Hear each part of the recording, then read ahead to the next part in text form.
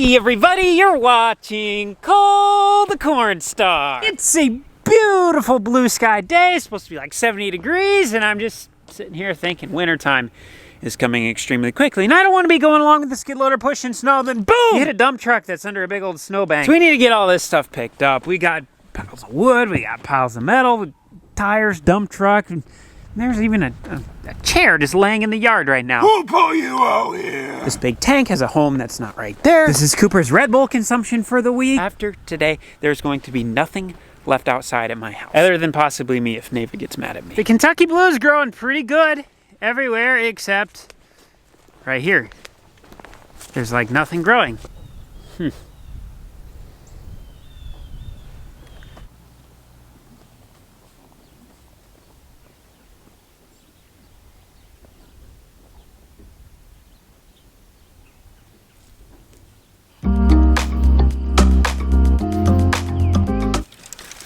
This is why I don't like trees.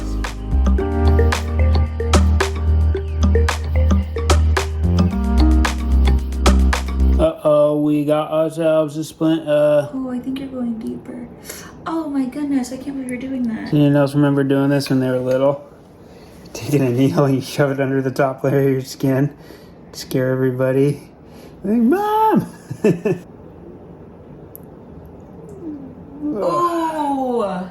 That was a good one. And he said, find the best leaf blower in the world.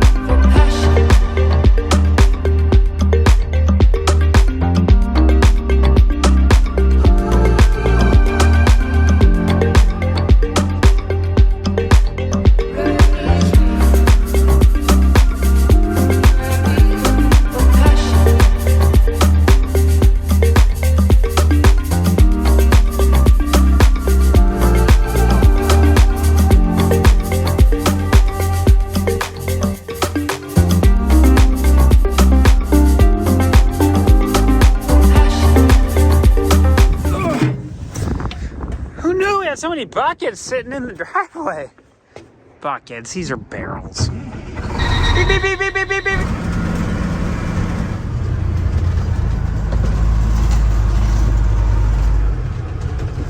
Welcome to the Farm Olympics.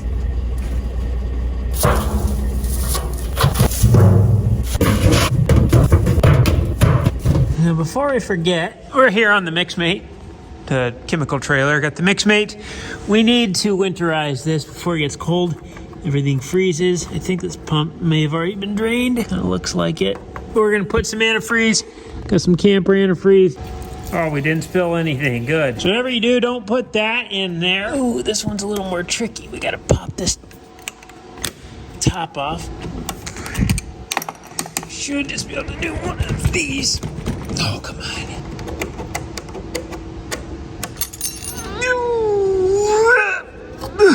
Oh, yeah. Wow, that's all I had to do. I definitely didn't expect me to just use my fingers. Still haven't been able to get this off yet, though. Since I'm the greatest mechanic in the world, I discovered if you just pop that off, it let enough air pressure out, and it relieved the suction that was in there. So, let's take a look. Oh, she gross. Gross, gross, gross. Oh, jeez, spilling all over. You out for a oh, geez, that's squeaky. Yeah, it is. You out for a joyride? Yeah, I'm looking for the stupid bucket. Oh, it's over by my house. Okay. Whenever I go over that way, it's always over here. When I'm over here, it's over there. Ah, the old cardinal rule is being broken. We don't throw grease tubes in the middle of the driveway. Got it, Dad? Got it? Grease tubes, rubber gloves, the caps to little lids, and then small bottles, pop cans. It drives me nuts when you see them on the ground. You look around, there's a glove. I bet there's a cap over here somewhere. There's a cap right there. Found the grease tube over there. There's a cup. Milkshake cup. Hey, you found the bucket. There's one, there's a pop can. See? Drives me nuts when people just throw them on the ground. Ron just got here with his semi and looks like he's already got started doing a little bit of bulldozing work. Uncle Orland's farm's one of those farms. It's 107 acres and there's 5 fingers of waterways that go through it, and you can't drive through any of them. So that means there's 5 separate fields over here. This is kind of a 2-stage plan. Ron's here with this bulldozer. He's gonna reshape these waterways so we can pass through them. These front ones down by the road that are mowed aren't very bad. But the further you get to the back of the field with the tall grass, his ravines get really deep, big rocks, big problems. Once Ron gets done with that, Dave, our tile guy, he's gonna come out and he's gonna run tile in them. They're so bad right now, we can't get them tiled because normally you get them tiled first and then you have Ron come in, but this time we're doing it backwards. Some nice black soil, wow.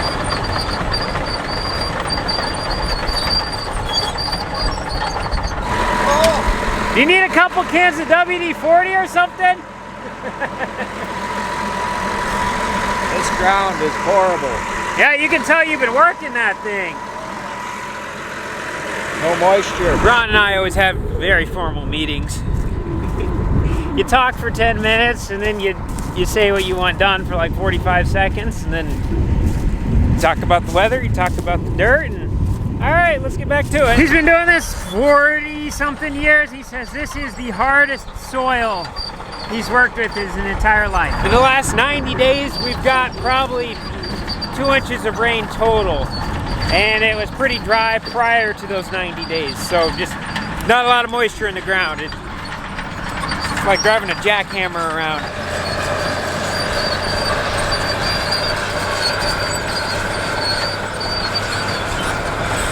Well, that don't look good. It must have just broke. Must be one of them then, huh? Yeah, it looks like the left one, in my opinion. Yeah, It's got some water in it, too. That's what I'm wondering if I have to. We'll bring it down there in the shop where we can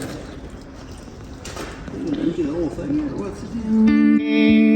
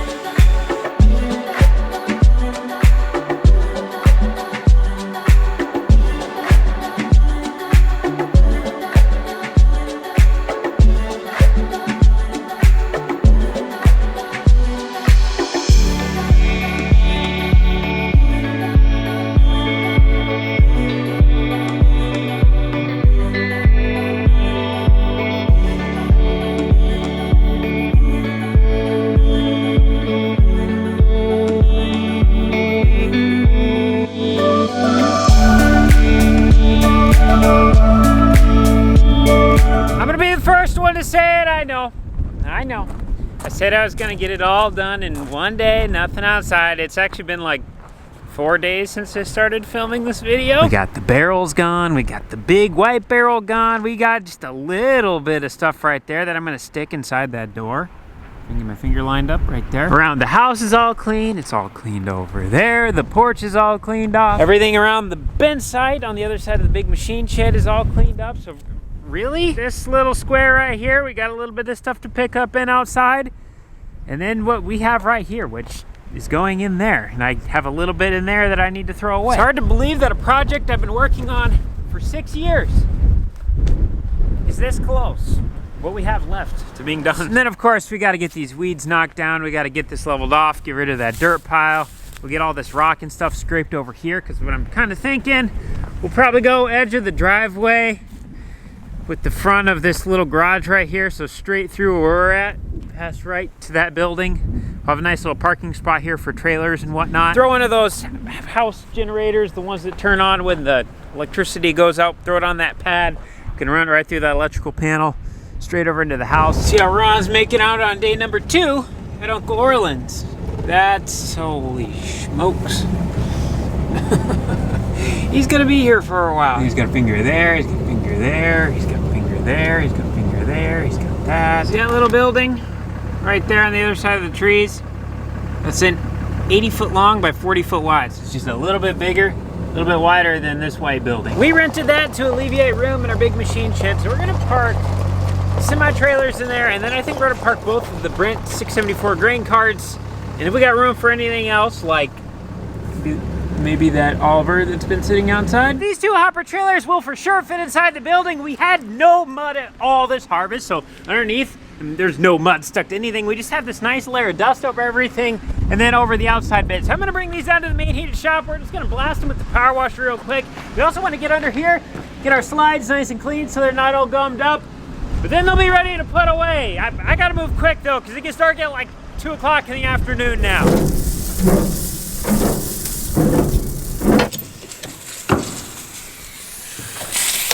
Ah, leaking water.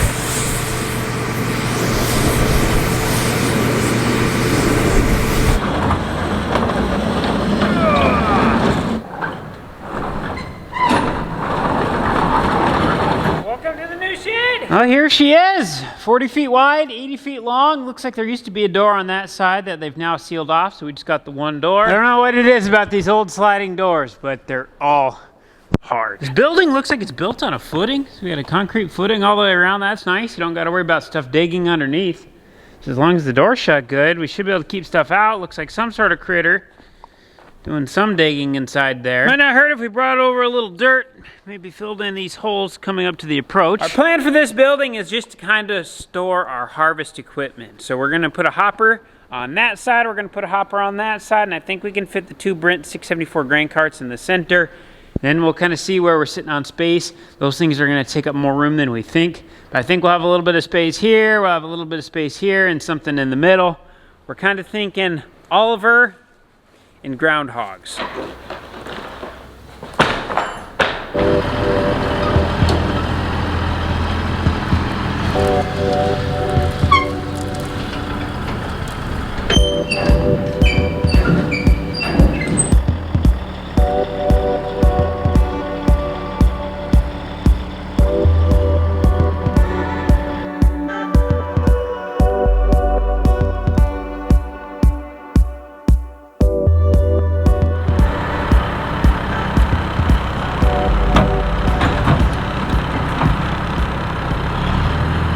I'm still learning how to back up a semi-trailer proficiently. It's more of a guide than a steer. That's the best way I can describe it. With the trailer behind a pickup, as soon as you turn the steering wheel, the trailer responds. But on a semi, it's like you have to be making that decision of where the trailer is gonna go 50 feet before you're actually there, because if you get too far turned one way or the other, you can turn your steering wheel all you want, and it doesn't turn the trailer. So, a little bit of a challenge. It took me about an hour to back this thing in here, but it was really good practice. We try to get it as close to the back wall as we can, as well as the side wall. For my first time in here, check this out. We got right next to that pole, or the rafter, truss, I don't know what you'd want to call that. And then at the back, we are right there. Look how close we are. That's actually just barely touching the wood right there. You can't really get much closer to that, and we're square to the wall. That's the big deal. Okay, I take it back. We're like 89 degrees. The light's not very powerful to shine back there, but we'll have plenty of room for that other semi-trailer. Plenty of room for the carts. Oh, this is gonna work perfect.